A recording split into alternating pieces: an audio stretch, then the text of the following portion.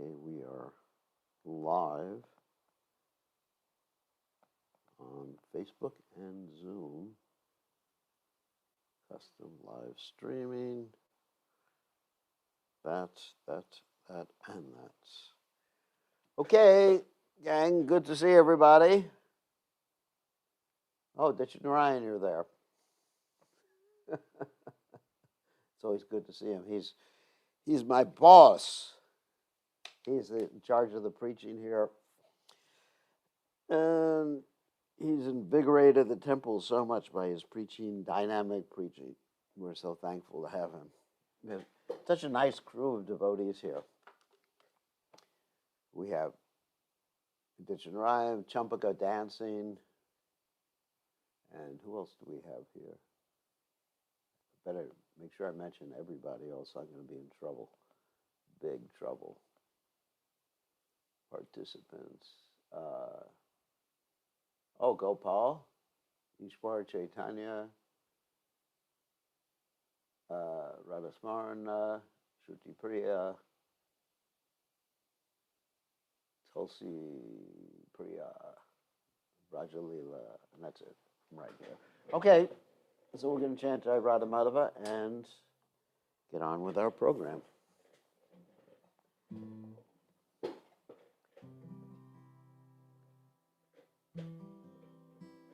Bhaktivatsal is not online. That's why I would have mentioned his name.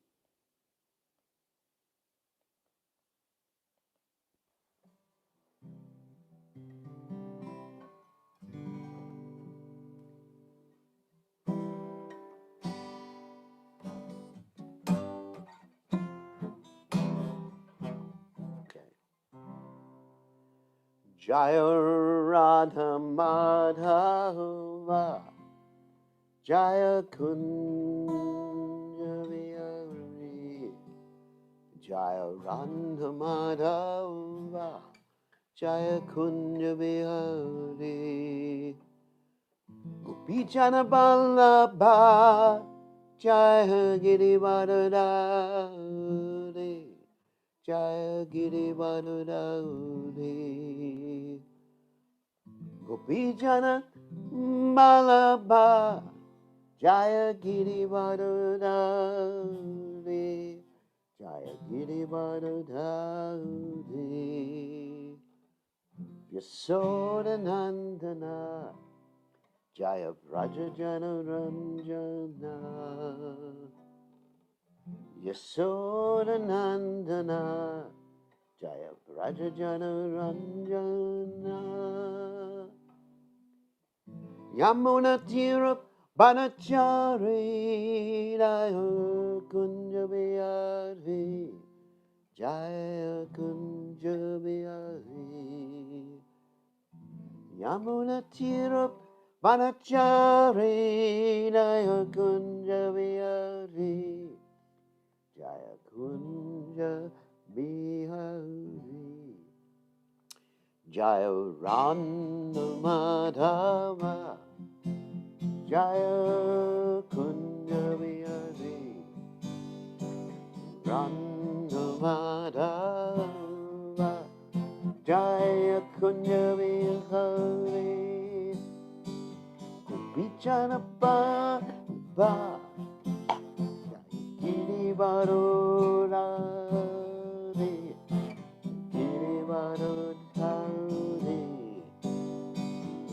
Vichana Baba Jaya Girivardhari Jaya Girivardhari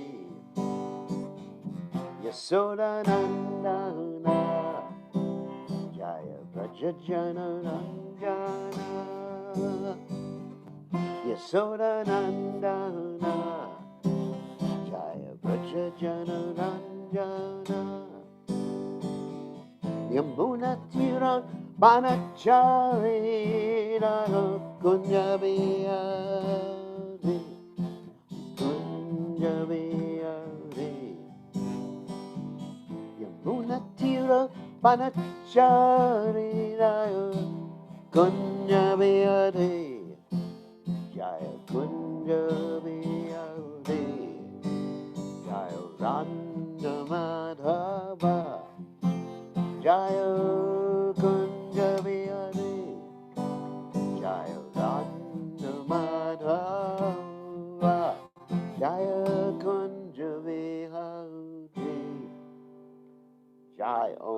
Vishnupad.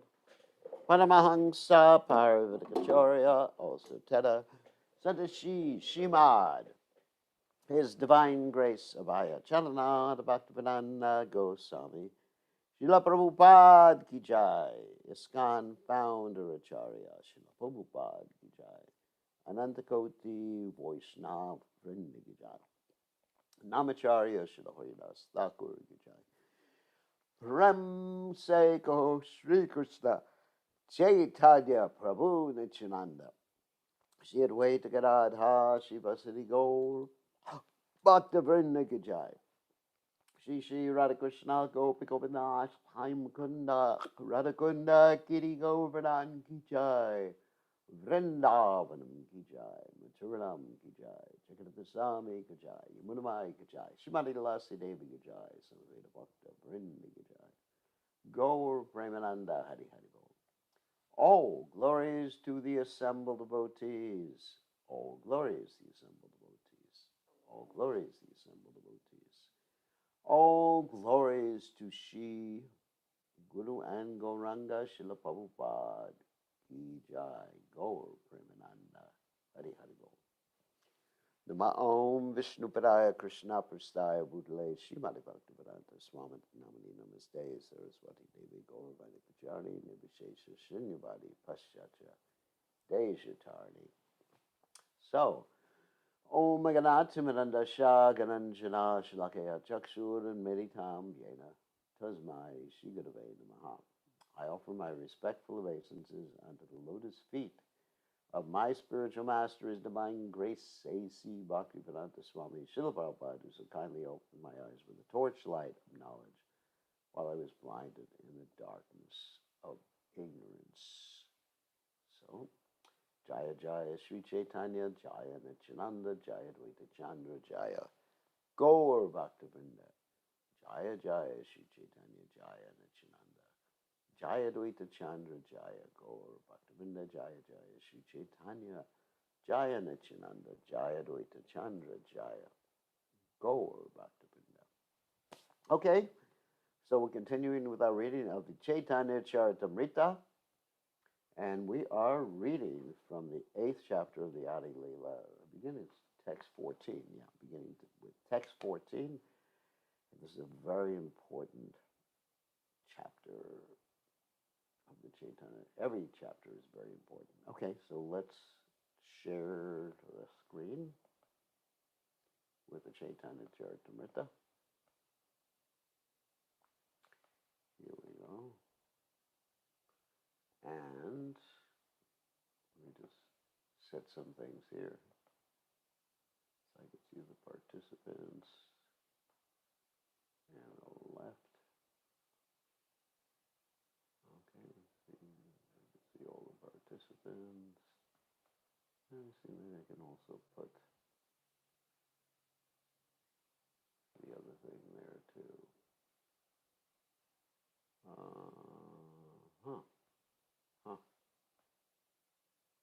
That disappeared.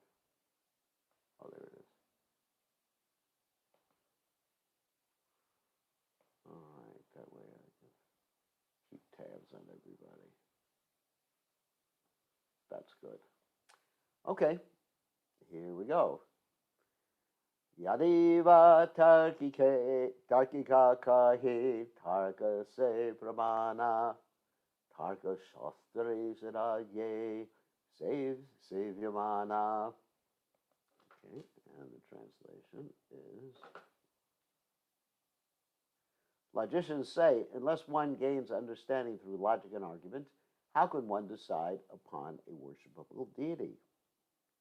It's a good question. Unless you use your brain, you shouldn't actually accept something blindly. Sri Krishna Chaitanya Dvaya Karaha Vichara.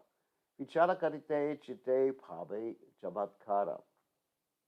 If you are indeed interested in logic and argument, kindly apply it to the mercy of Sri Chaitanya Mahaprabhu. If you do so, you will find it to be strikingly wonderful. Wow, what an expression. Srila Bhakti Siddhanta Saraswati Goswami, or Thakur, comments in this connection that people in general and their different narrow-minded conception of life create many different types of humanitarian activities. But the humanitarian activities inaugurated by Sri Chaitanya Mahaprabhu are different. For logicians who want to accept only that which is proven through logic and argument, it is a fact that without logic and reason, there can be no question of accepting the absolute truth. Unfortunately, when such logicians take to this path, without the mercy of Sri Chaitanya Mahaprabhu, they remain on the platform of logic and argument and do not advance in spiritual life. However, if one is intelligent enough to apply his arguments and logic to the subtle understanding of fundamental spiritual substance, he will be able to know that a poor fund of knowledge established on the basis of material logic cannot help one understand the absolute truth, which is beyond the reach of imperfect senses. Mahabharata, therefore, says, Achincha kalu ye bhava, na tvam tarkena yujiyat. It's from the Bhishma Parva, 5th chapter, text 22. How can that which is beyond the imagination or sensory speculation of mundane creatures be approached simply by logic? Logic and argument are very poor in spiritual strength and always imperfect when applied to spiritual understanding. By putting forward mundane logic, one frequently comes to the wrong conclusion regarding the absolute truth, and as a result of such a conclusion, one may fall down to accept a body like that of a jackal. Despite all this, those who are actually inquisitive to understand the philosophy of Sri Chaitanya Mahaprabhu through logic and argument are welcome. Krishnadas Kaviraj Goswami addresses them, please put Sri Chaitanya Mahaprabhu's mercy to your crucial test. And if you are actually a logician, you will come to the right conclusion that there is no personality more merciful than Lord Chaitanya. Let the logicians compare all the results of other humanitarian work with the merciful activities of Lord Chaitanya. If their judgment is impartial, they will understand that there is no other humanitarian activities no other humanitarian activities can surpass those of Sri Chaitanya Mahaprabhu, and I'll explain that in a second. Everyone is engaged in humanitarian activities on the basis of the body, but from the Bhagavad Gita in the 2nd chapter, text 18, we understand Antavanta ime deha nisya syokta sharira. The material body is ultimately subject to destruction, whereas the spiritual soul is eternal. Sri Chaitanya Mahaprabhu's philanthropic activities are performed in connection with the eternal soul. However, one tries to benefit the body, it will be destroyed, and one will have to accept another body according to his present activities. If one does not, therefore, understand the science of transmigration, but considers the body to be all in all, his intelligence is not very advanced. Sri Chaitanya Mahaprabhu, without neglecting the necessities of the body, imparted spiritual advancement to purify the existential condition of humanity. Therefore, if a logician makes his judgment impartially, he will surely find that Sri Chaitanya Mahaprabhu is the Mahapadanyaya Avatara, the most magnanimous. Is the audio weak? No, Ishwara Chaitanya said it's strong. Let me just look at the volume. It seems to be pretty strong. Wait a second. Let me face the microphone more towards my mouth. Maybe it's stronger now. Let's see. Let me just turn it up a little bit, just so everybody. Oh, it's good for everybody else. Let me just put a little higher, so it's easier for people. It's a little higher now. Okay. The most magnanimous incarnation is even more magnanimous than Lord Krishna himself. Hare Krishna. Anyway, it's not, somehow or other it's not loud enough. Let me just put it up a little bit more, just so those of you can hear me better. Better to hear you with, Maharaj. Okay, let me set this up. Okay, this should be even better. Okay. Lord Krishna demanded that one surrender. unto him, but he did not distribute love of Godhead as magnanimously as Sri Chaitanya Mahaprabhu. Therefore, Srila Rupa Goswami offers Lord Chaitanya his respectful obeisances with the words, Namo Mahabhadanyaya Krishna Prema Pradayate Krishnaya Krishna Chaitanya Namne Gora Tishe Namaha. That's from the Chaitanya Charitamrita, 19th chapter of the Madhya Lila, text 53. Lord Krishna simply gave the Bhagavad Gita by which one can understand Lord Krishna as he is, but Sri Chaitanya Mahaprabhu, who was also Krishna himself, gave people love of Krishna without discrimination. So therefore we say that Lord Chaitanya Mahaprabhu is the most munificent, and he is the greatest philanthropist. Philanthropists is those who help people. So let me explain something about philanthropy. That's the activity of a philanthropist. Philanthropy is the activity of helping people. However, if you think that people are their bodies, when you help them, you will be doing them a disservice. What do I mean by that? Prabhupada gave a very unique definition of violence. Now, Prabhupada also accepted the commonly understood definition of violence, which means hurting someone or killing someone, something like that, and that's prohibited. However, Prabhupada's unique definition of violence was that violence means to impede the spiritual progress of someone. Wow, that's interesting. Of course, when you kill someone, you definitely impede their progress, and no doubt about it. But when you mislead someone spiritually, you're deviating them from the ultimate goal of life, and you're being violent towards them. Just like if I steal your money, it's a violent activity, even though I may not hurt you, because I'm taking something that was meant for you. So by deviating you from spiritual life, and what do we mean by deviating you? There's different types of people who deviate you. One type of person is the person who preaches bogus philosophy in the name of spirituality. Like there was one person who said, Yatobat Tatopat. Basically, do your own thing. I'm okay, you're okay. Okay. One person who said that. Not true.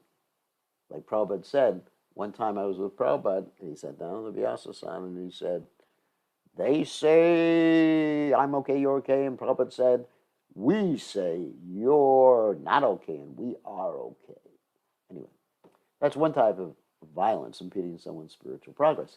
Another type is actually helping people materially without a spiritual aspect to it. What do I mean? Okay.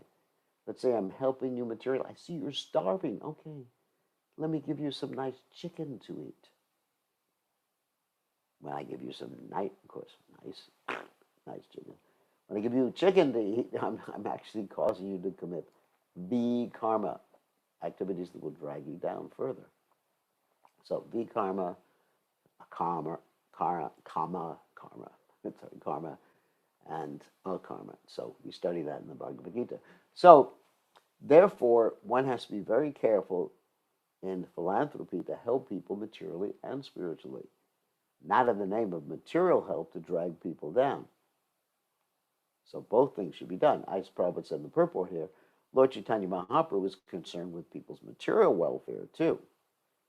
But ultimately, if you're concerned with people's material welfare, but not with their spiritual welfare, it's like the example Prabhupada gave of a bird in a cage. Yes, cage clean. Yes, you have to polish the cage. Sure, we're not objecting to that. However, if you don't feed the bird inside, the cage is useless, right? Unless you stuff your bird, not stuff him with food. You actually preserve his body. Anyways, that's a different subject matter. But it's useless. Completely useless. So you have to feed the bird in the cage and polish the cage simultaneously. And that's real philanthropy. And Lord Chaitanya Mahaprabhu does that. Lord Chaitanya and his representatives, like Srila Prabhupada, were very concerned with people's material welfare too. One time in Mayapur, Prabhupada saw that all the poor children were actually trying to eat the discarded remnants of the devotees from the leaf plates that were thrown away. Prabhupada started crying and he said, no one within a certain amount of miles from Mayapur should ever go hungry. So Prabhupada was very concerned with prasadam distribution. Because when you distribute prasadam, guess what? You help people materially as well as spiritually. And that's real philanthropy. And that's Lord Chaitanya Mahaprabhu's movement. Help people materially and spiritually. It's holistic. Okay. Next verse. Mahojanma kareyari shavana kirtana tabuta naipaye Krishna pare prema dana. If one is infested with the 10 offenses in the chanting of the Hare Krishna Maha Mantra, despite his endeavor to chant the holy name for many births, he will not get the love of God that is the ultimate goal of this chanting. Srila Bhaktisiddhanta Saraswati Thakur says in this connection that although one may go on chanting the Hare Krishna mantra for many, many years, there is no possibility of attaining the platform of devotional service unless one accepts Sri Chaitanya Mahaprabhu. One must strictly follow the instruction of Sri Chaitanya Mahaprabhu given in the Shikshashtaka number 3. Trinadabi sunichena tarahiva sahishnana amarina manadena kirtaniya sadahare. One should chant the holy name of the Lord in a humble state of mind, thinking oneself lower than the straw on the street. One should be more tolerant than a tree, devoid of all sense of false prestige, and should be ready to offer all respect to others. In such a state of mind, one can chant the holy name of the Lord constantly. One who follows this direction, being freed from the 10 kinds of offenses, becomes successful in Krishna consciousness and ultimately reaches the platform of loving service to the personality of Godhead.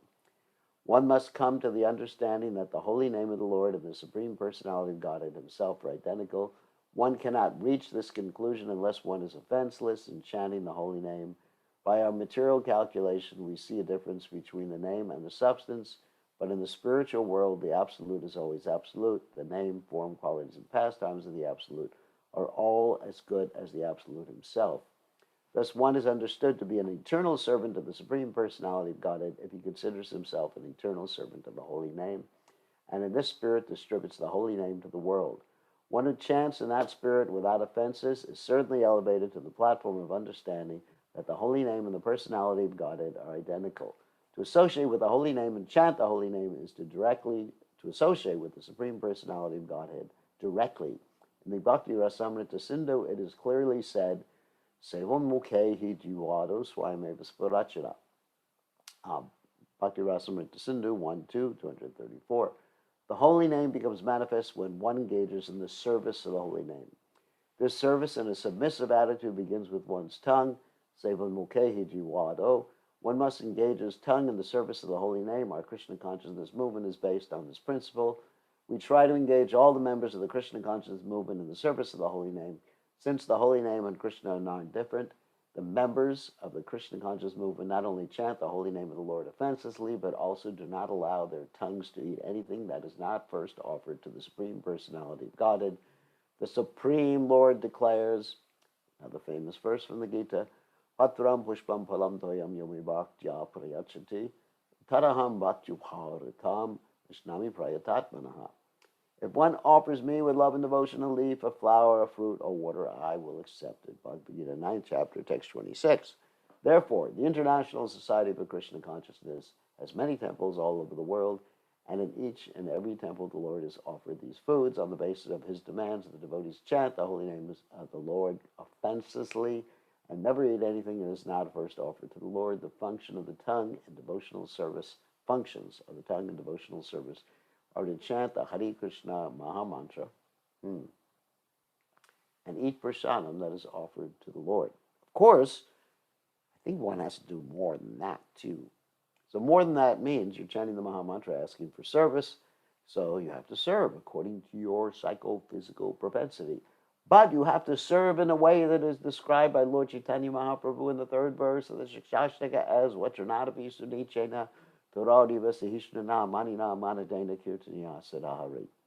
What does that mean? More tolerant than tree, devoid of all sense of false prestige, ready to offer all respects to others. So one has to be ready to do whatever Krishna wants. Some of us are thinking, I don't want to do something that's too menial. No, it's not nice. That's not me. I'm not meant to be just a menial servant and clean the bathrooms or clean the pots. I'm meant to do something bigger in life. Well, then you are not empowered, Prabhu or Prabhi. You have to do something menial, just like I joined the Krishna consciousness movement many years ago. And the first thing they had me do, other than going on Sankirtan, was to clean the toilets. Yuck. You may say, well, it's because you're from America and, low-class family. No, I never did something like that my whole life. I had refused to do it before that. But I did it for Krishna, and I felt bliss, and I cleaned the pots, and I felt bliss, and I made sure that every single black spot was off the pots.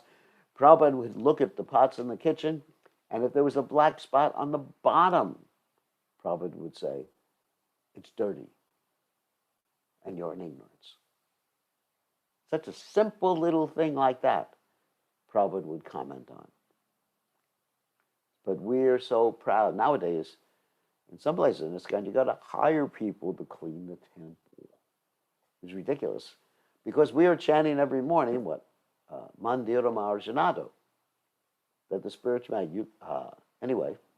that the spiritual masters engage along with his disciples in cleansing the temple.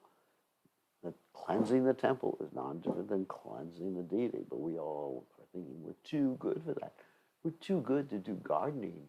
We're too good to do that. I meant to be an intellectual, even though you have a, didn't I say, 75 IQ. But anyway, we're thinking like that. But the more humble you become, the more you can win Krishna's favor. And that's why the training, when one joins the Krishna conscious movement, is training in humility. Brahmachari, Gurukule, Vasandanta, Goror Hitam. Then one learns to work Goror Hitam for the benefit of the spiritual master, which is the benefit of Krishna. People don't understand that. Simple point. Prabhupada was simply working for the pleasure of his spiritual master. That was Prabhupada's Ekeha Kurunandana. Vyavasayatmika Buddhir Ekeha Kurunandana. That was Prabhupada's mood. And I was describing today in a seminar that we were having, I said, because I had that training, now in Krishna consciousness, I have hopefully imbibed Prabhupada's mood, so that when I think about doing something, I think, would Prabhupada be pleased by this, or would Prabhupada not be pleased? And I don't pick the things that Prabhupada would be displeased by, and I try to pick the things that Prabhupada would be pleased by. You internalize the spiritual master because of the service attitude. You're thinking, I just want to become advanced in Krishna consciousness. You're not, unless you have a service attitude. It doesn't work like that. It just doesn't work. You could be the fanciest person, or Prabhu or Prabhi in the world, and it's not going to work unless one has the service attitude. That's one point from this particular verse and purport. Another point is about offenses in chanting. And particularly, I think the most dangerous offense is the offense of criticizing Vaishnavas. Now, what do we see nowadays due to the modern internet, social networking, all that other wonderful stuff? We see that people just they find a fault and they pile on top of someone, like in a football game. I don't know if you've ever seen American football. Someone gets tackled and the rest of their team, the person who was tackling, piles on top of the person who was tackled. So it's amazing. I was reading something today that someone sent me. I don't go around reading stuff on the internet. Someone sent me, they were getting discouraged because people were just criticizing them without any reason, accusing them of something that was, for all intents and purposes, completely false, one after the other. And then I send a note to someone who was one of those critics, and I said, look, I'm worried about your spiritual life. You're going to lose a taste for hearing and chanting. And he said, this is service to criticize Vaishnavas publicly. Oh my God. I mean, if you have some criticism, do it privately to someone's face. You know, Satya Priyahitam, the Bhagavad Gita tells us. Speak truthfully, pleasingly, and beneficially. Just tell him, Prabhu, I have some correction, and that's how you should do it. But people don't. I mean, this internet and the people on it. I mean, it can be used for productive purposes, the internet. But so many people are just using it to vent their frustrations with the material world, their frustrations with each other. And in doing so, when they direct their frustrations or vent their frustrations in relationship to a Vaishnava, they're destroying their spiritual life. You know, we should see the good.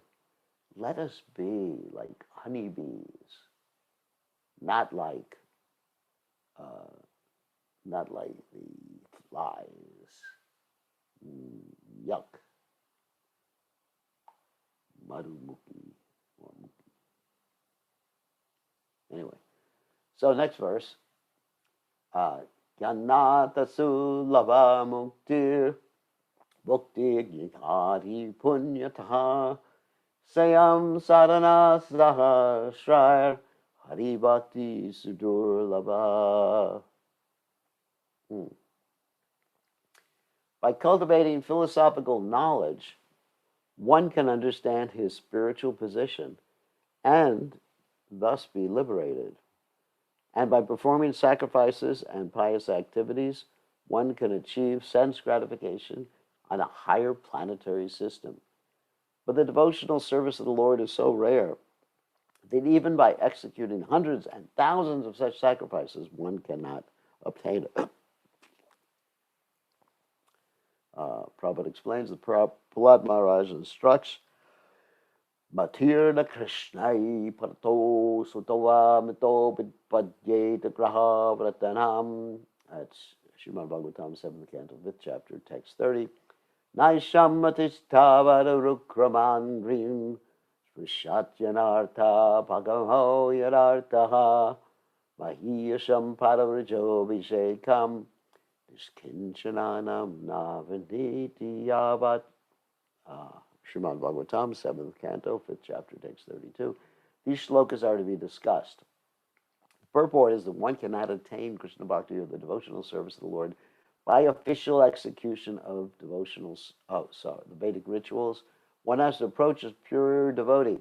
Narottamadas Thakur sings, Charya Vaishnava Seva Nishtara Payiche Keva.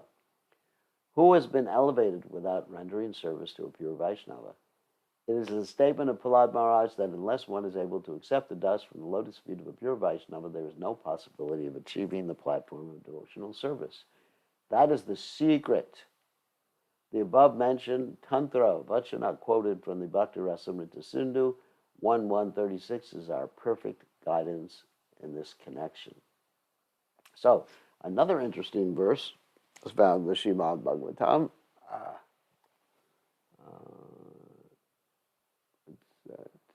Rahuganai tat tapasa nayati nachejyat nirvapanad grahadva nachandasa naiva jalagni suryar vanama padavrajo vishekam.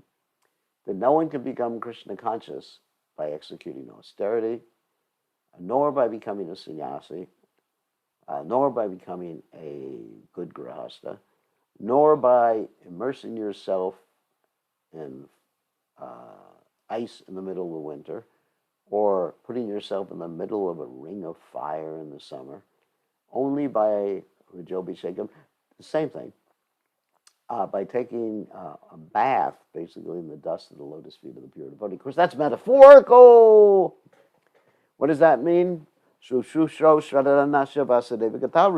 hear nicely from pure devotee and you follow.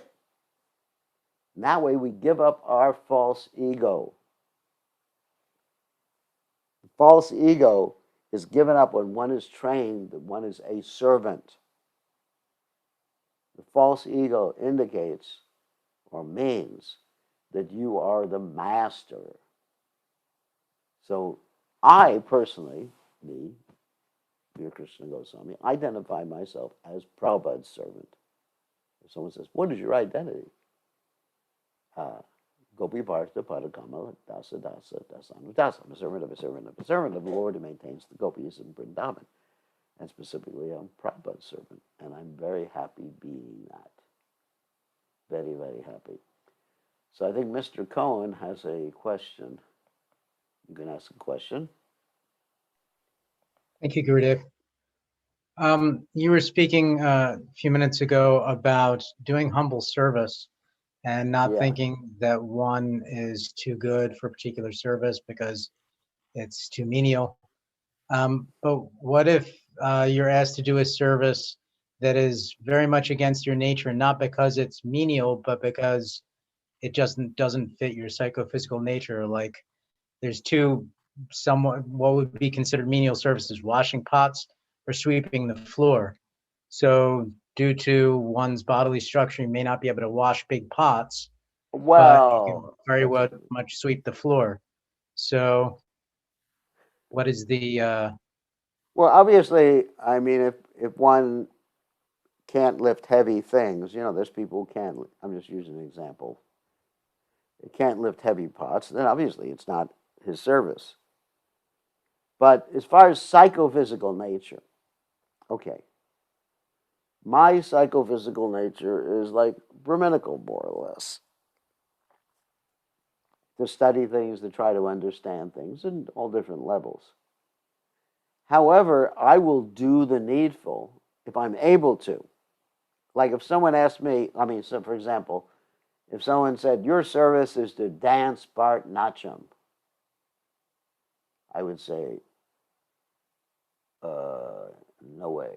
Because I'm not able to. There's some certain things I'm not able to. Of course, one may say, the success potency of the Lord is built into the instruction of the spiritual master. And I accept that. So Prabhupada said my service is to dance Bharatanatyam.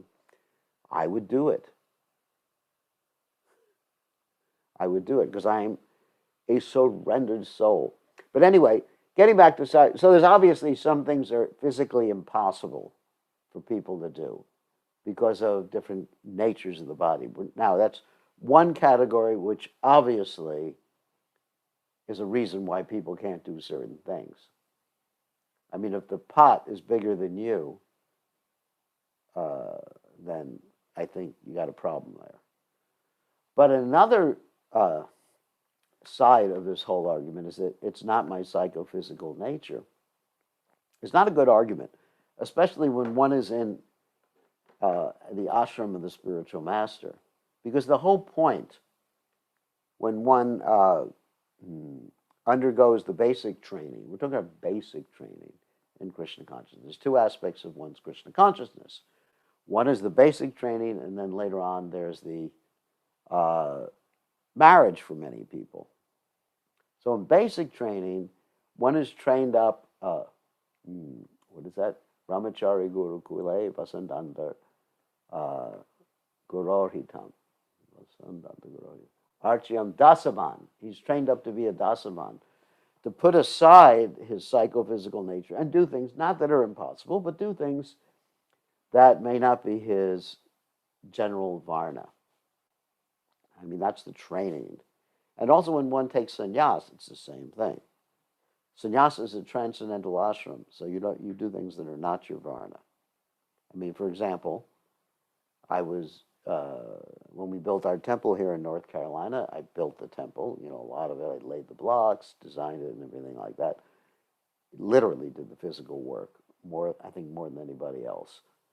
And so, because a sannyasa is transcendental, he does the needful. But a householder generally should act according to his varna, whether it is Brahmin, Kshatriya, Vaishya, or Shudra. However, when one is living in the ashram of the spiritual master, getting the basic training, then whatever. And let me give you a practical example of that. That's a story in the Mahabharata. Once upon a time, there was a guru with his disciples living in the ashram. And the guru wanted to test his disciples. Okay, one of his disciples, he told them, make sure the irrigation ditches in the field are actually in good condition, so there's water going through them. Make sure there's no holes in the irrigation ditches. So one day the disciple didn't come back, and the guru went out to find him, and he found the disciple lying down to plug the hole in the irrigation ditch. That's nobody's psychophysical nature to do that. And the guru was so pleased because the disciple had actually learned the proper mood relationship with the guru, that he blessed the disciple, and the disciple later on got married and followed his psychophysical nature as a householder. Another example is, there was a disciple of the guru whose psychophysical nature was to eat a lot. Okay? So this guru wanted him to lose weight. And at that time, they didn't have this program called Weight Watchers, but watchers. And so the guru couldn't put him on the internet with some program to lose weight, so the guru basically sent him out to take care of the cows. He thought, he goes out to take care of the cows.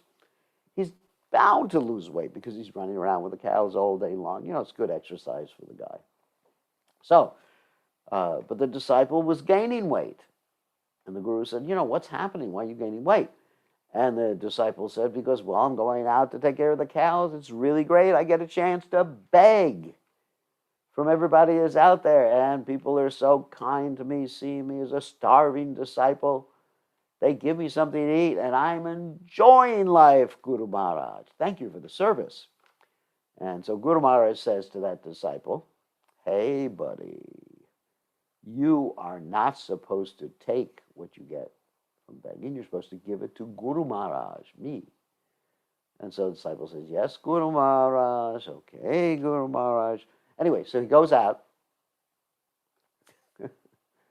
Someone's laughing.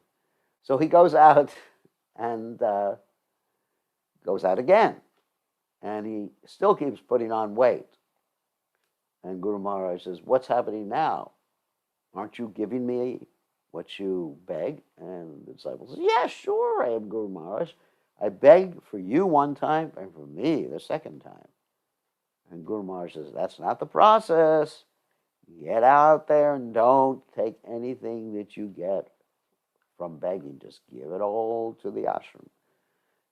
And the disciple says, okay, Guru Maharaj, all right. So he goes out, and he's still gaining weight. And the Guru Maharaj says, what happening now? What's happening now? And the disciple says, I'm drinking the milk that the calves leave over. And I'm in ecstasy. And the Guru Maharaj said, no, the milk's meant for the calves, you rascal. So he keeps chastising the disciple to train him up. And the disciple says, okay, Guru Maharaj. He goes out again, and he's still gaining weight. And the Guru says, what are you doing now?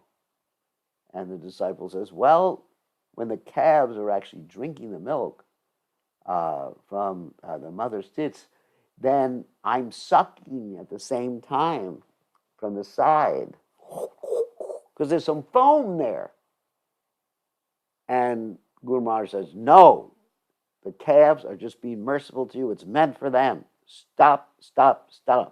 Don't eat anything until I give you permission. Actually, that's the training. In a bona fide ashram, you're not supposed to eat unless the guru calls you to eat. Now, I wish we could do that. Here, it's a little bit different. The disciple calls the guru to eat. Anyway, so, getting back to the point. So, then the disciple goes out, and he's so hungry. He really has a problem with hunger. So he starts eating the leaves of trees, and these trees are poisonous. The leaves are poisonous. And he gets blinded, and he falls into a blind well. So he's down there at the bottom of a really deep ditch well. And the guru goes out to try to find his disciples. He sees him at the bottom of this ditch, of this well. And he tells the disciple, just pray to the Ashwini Kumars, who are like the demigods who are in charge of medicine, or doctors, whatever. It's not Dhanvantari, but they're actually medicine demigods. So this disciple prays to the demigods, and they appear and they give him some cake. He said, this cake will cure you of your blindness. And he says, I'm not going to take the cake without my Guru Maharaj's permission. So he passes the test. They give him a blessing. He's cured from his blindness. Guru Maharaj is pleased. You've learned the lesson to be able to do anything your Guru Maharaj asks you. Now you can go out and get married and act according to your psychophysical nature. So really, that's the point. Obviously, just to reiterate, if one can't do something because of some physical limitations, we all have some physical limitations, obviously, my Guru Maharaj tells me to become a weightlifter, it just wouldn't work, especially my age. So we all have physical limitations. But as far as our psychophysical nature is concerned, that you can do when you get married. But right now, when you're trained in basic training, or if you're taking sannyas, or if you've dedicated your life 100% to the Guru Maharaj's service, then that doesn't apply. For example, Srila Prabhupada came to the Western world and had to do a lot of things that were not Brahminical. And he was cleaning up after a bunch of really sloppy people, cooking for them, cleaning the pots, doing everything to carry out the order of his Guru Maharaj, because he had realized, if you have a Sayat Megabudi or A.K. Kurunandana, that one point of determination to please Srila Bhakti Siddhanta Saraswati Thakur for him meant the perfection of life. This is a very important point. Thank you for asking that. So, but of course, if one's in the household order of life, yes, you should also do things to please your spiritual master. But generally, it's psychophysical nature time, boys. But in other ashrams, it's whatever Krishna wants, especially brahmachari.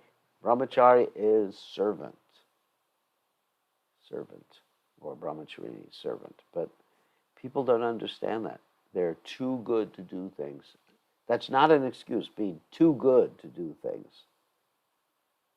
An excuse is being unable to do things.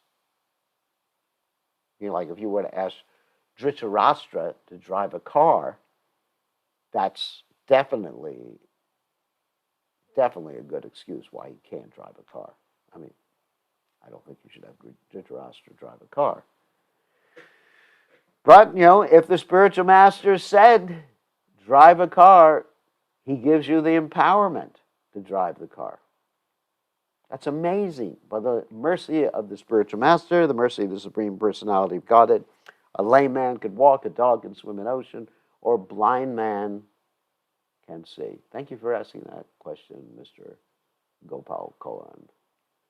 Okay, so I guess it is time to turn it over to the general public for questions.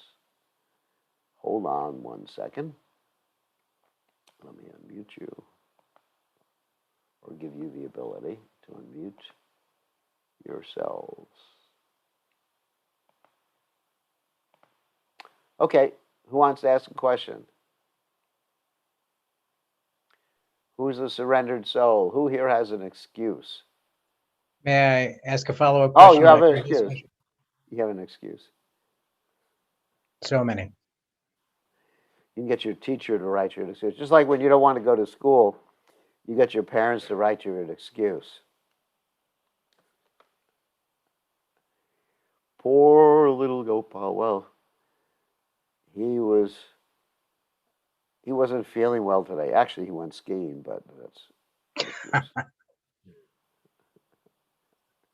So what's the question? So in the beginning, when one is just in the just coming to Krishna was the consciousness. Word. In the beginning was the Word, and the Word was God. So when someone has come to Krishna consciousness new and they were not raised in Krishna consciousness, nor perhaps raised with understanding etiquette or proper behavior with the spiritual master, and they make the mistakes that you're describing, such as thinking that they're too good for something, Yeah. or something else. So, how much patience is to be expected by the advanced devotees and the spiritual master with such Well, a they should be devotee's obviously patient. behavior? Obviously patient for 1 or 2 hours until they. Obviously, I mean, this common sense. Someone comes in the temple and they say, "What's this? What's the Bhagavad Gita?" I mean, obviously, you got to teach them a few things first. But I walked in the temple the first day, the very first day, Sankirtan, clean the toilets. First day. And I had a very educational, high educational background. Like I said, I never cleaned a toilet in my life. I thought that that's what mothers were for. That's why Krishna invented mothers, to clean toilets and clean clothes. Right? So, Gurudev, the argument could be made that because of your education, you were able to understand very quickly. But as you mentioned earlier, someone may have an IQ of, let's say, 75, like you said earlier, and they may not be able to come to that understanding so easily. Yeah, so you give them more time. You give them more time. And people come from different cultures too. Like, I mean, just to be fair, America is a specific type of culture where we're not really hierarchical. At least I wasn't brought up in a hierarchical culture.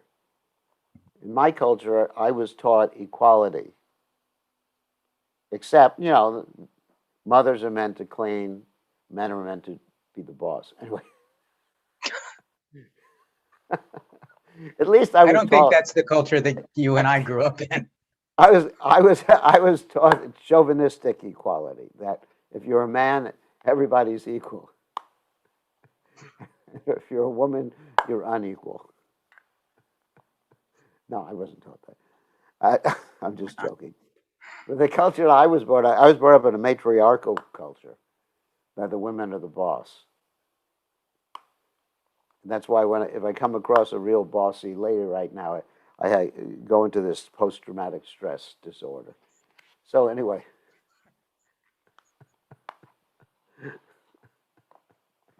and I get very humorous. Anyway, so yeah, so I was brought up in a rather flat culture. Flat culture means, that, I mean, I was never taught racism or sexism, seriously, or hierarchy, that I was better than the factory workers or anything like that.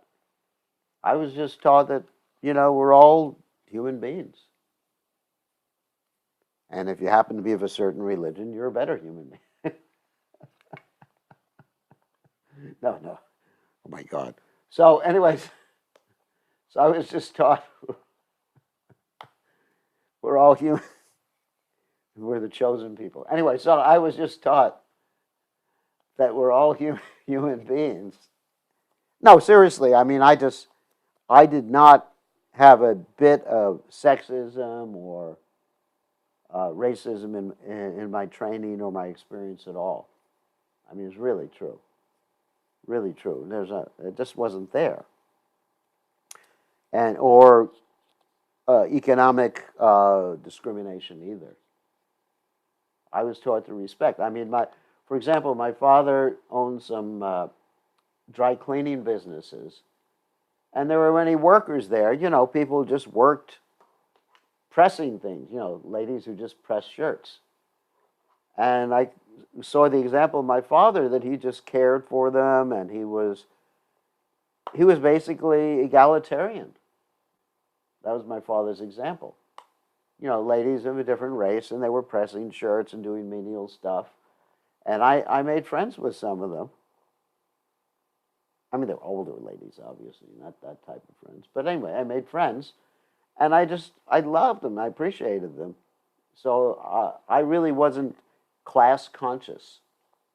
Whereas some people come from some parts of the world where it's more hierarchical, where people are very class conscious. Like for India, for example, that you'll have the outcasts, the untouchables, you'll have the brahmanas, and they're very much, not everybody in India, but people are very much class conscious. So it's harder for people coming from a culture like that to accept menial service. Because, I mean, for example, I visited some friends in India, in the big cities, and they have these servants, and they treat the servants really badly. And sometimes these really young girls who are their servants, and I just go, oh my God, how can you treat a human being like this? But they don't think anything of it. It's just like the hierarchical culture that they've been trained in. And I just can't tolerate it. It's really hard for me to deal with it. So when people from that sort of cultural background join, it is much harder because of the conditioning to accept some menial service. And I've seen that. I mean, I've dealt with people that I asked one lady who came from a culture like that one time to clean the kitchen. She said to me, "What do you think I am? Do you think I'm that type of person?"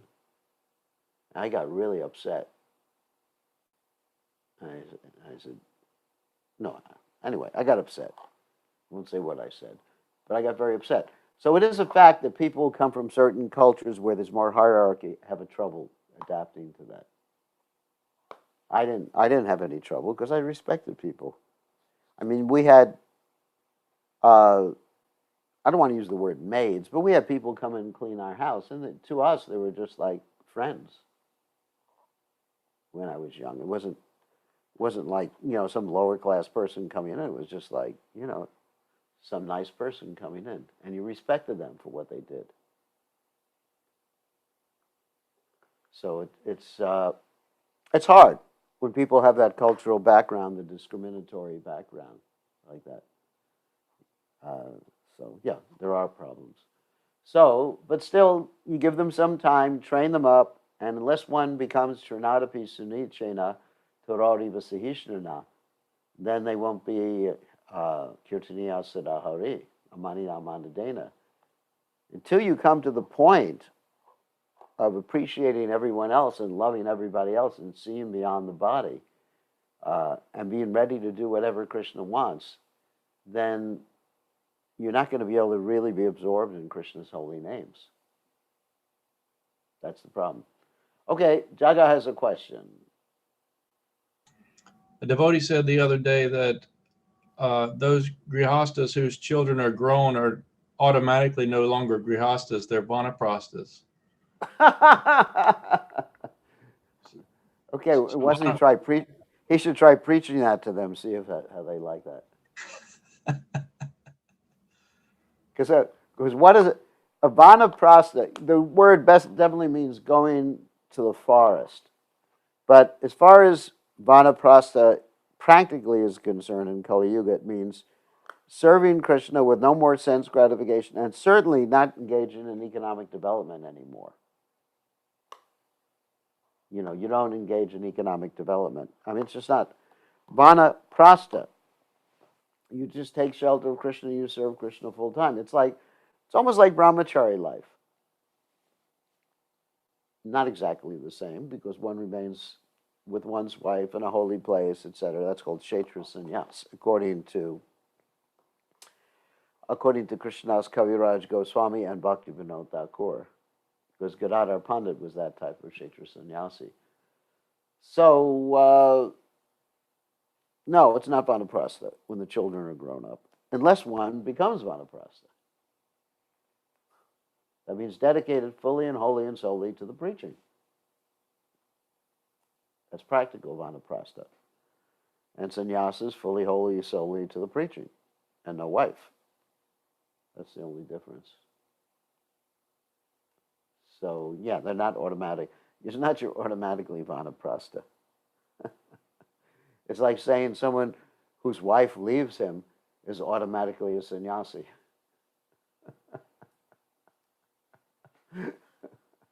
Because sometimes someone's wife leaves him and then he looks for another one. So he's not automatically a sannyasi because he has no wife. And someone's automatically not a brahmachari, even though they're not married and they're, let's say someone is single, he has no romantic relationship, he's not automatically a brahmachari. Because a brahmachari is one who is a humble servant of the spiritual master. That's the definition. So it's not enough to have your children grown up to be a vanaprastha. I mean, many people whose children are grown up just spends the rest of their lives visiting the children and the grandchildren. You know, so it's not a vanaprastha. Okay? So you just tell them, if this person wants to be a vanaprastha, we have a procedure.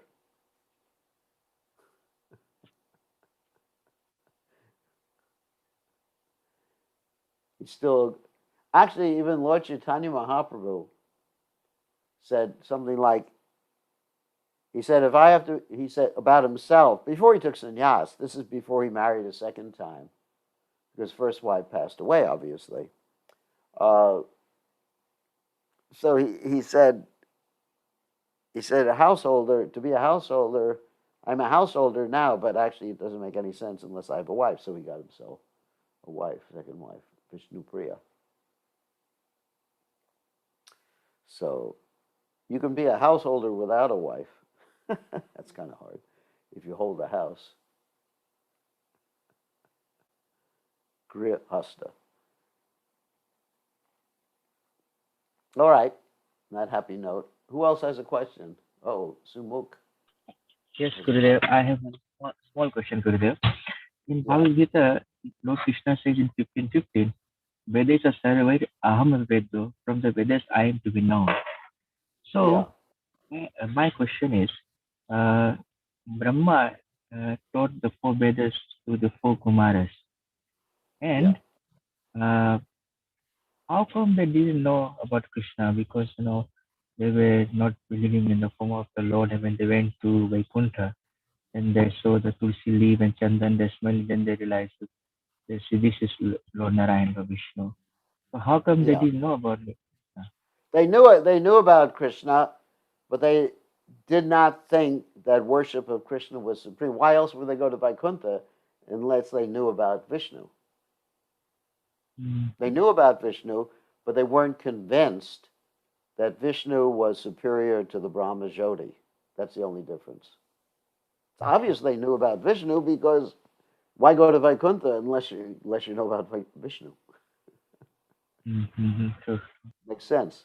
But they just didn't have that conviction. They were still attached to Brahman effulgence for one reason or other. But as soon as they smelled the tulsi leaves and flowers offered at the lotus feet of the Supreme Personality of Godhead, they became attracted and understood the actual highest aspect of the Supreme Absolute Truth. All right? Yes. Yeah, you can hear about, a lot of people hear about Krishna or Vishnu, but don't understand that's the highest. And somehow or other, they didn't understand it was the highest until they came in touch. And then at that point, they had their realization. Yes, and in today's Chaitanya Charitamrita, there's a slok. Bahu janma kare yadi sharavana kirtana, tabo na paya Krishna pada prema dhana. Even we hear and whatever we hear, but if you do not, then I read the translation and it's written there. Even if you hear, if you do not follow the 10 principles of chanting, then it is no use. Yeah, you have to chant. But without offenses. Without offenses, yes. Chant without offenses. Or just in the clearing stage. Try to get rid of offenses. Okay, let's take Rakesh, and that'll be the last person we speak to today. Gurudev. Thank you, Gurudev. Please accept my humble obeisances. Gurudev, I have a question. Thank you. I have a question regarding Tulsi Maharani. Like, people say do not chew on Tulsi leaves. Is it true? Well, you offer, the tulsi leaves have to be offered to Krishna. Yes, so As can far we as- chew it out? I think so. I mean, many times I'm taking prasadam and tulsi leaves are mixed in there, and I'm advertently or inadvertently chewing on tulsi leaves, as long as they're offered. I don't see why you wouldn't chew on tulsi leaves, because you're taking them into your body, which is a repository of stool, mucus, and urine anyway. Yes. Anyway, there's so many injunctions and rituals. If you really get into it, you won't be able to do anything. Yes. If you try to follow all the rituals, you'll go crazy. You wouldn't be able to eat carrots. That would be terrible, not eating carrots. You wouldn't be able to do a lot of things. You wouldn't, during Chaturmasha period, you wouldn't be able to shave or cut your nails or anything like that. I guess that's good if you're Surpanaka. Long nails, during Chaturmasha. Anyway, don't worry. Just be simple and serve Lord Chaitanya and preach Krishna consciousness and share Krishna consciousness with others. I mean, this is Kali Kalera Dharma Krishna Nama Sankirtan. Krishna Shakti Vadana Hate Hari Vartana. In this age of Kali, the real Dharma is Krishna Nam Sankirtan. And we should be empowered to present and preach it to others. Okay, we're going to end. Thank you all for joining us. Let's say if Aditya Narayan is on, does he want to say anything? I don't know if he's still on. Hare Krishna Maharaj. Haribol. I don't have any announcements, Maharaj. Thank you so much for a nice class. No announcement. Hare Krishna. Thank you. Thank you very much. Everybody, and just one announcement, everybody be careful. Wear a mask as you saw Aditya Narayan Prabhu doing. I'm not wearing a mask because it's just me alone in my house. So I'm not afraid of giving myself infections. So there's no need for me to wear a mask while I'm alone. But in general, when you're out there, if you're in any place like in America where the virus is rampant, I mean, I was speaking to some of our congregational people today, and some of them got the virus. And so please be careful. We want to protect the Vaishnavas. Thank you very much. All glories to His Divine Grace, Srila Prabhupada. We'll see everybody tomorrow night to continue our Chaitanya Charitamrita reading. Haribol.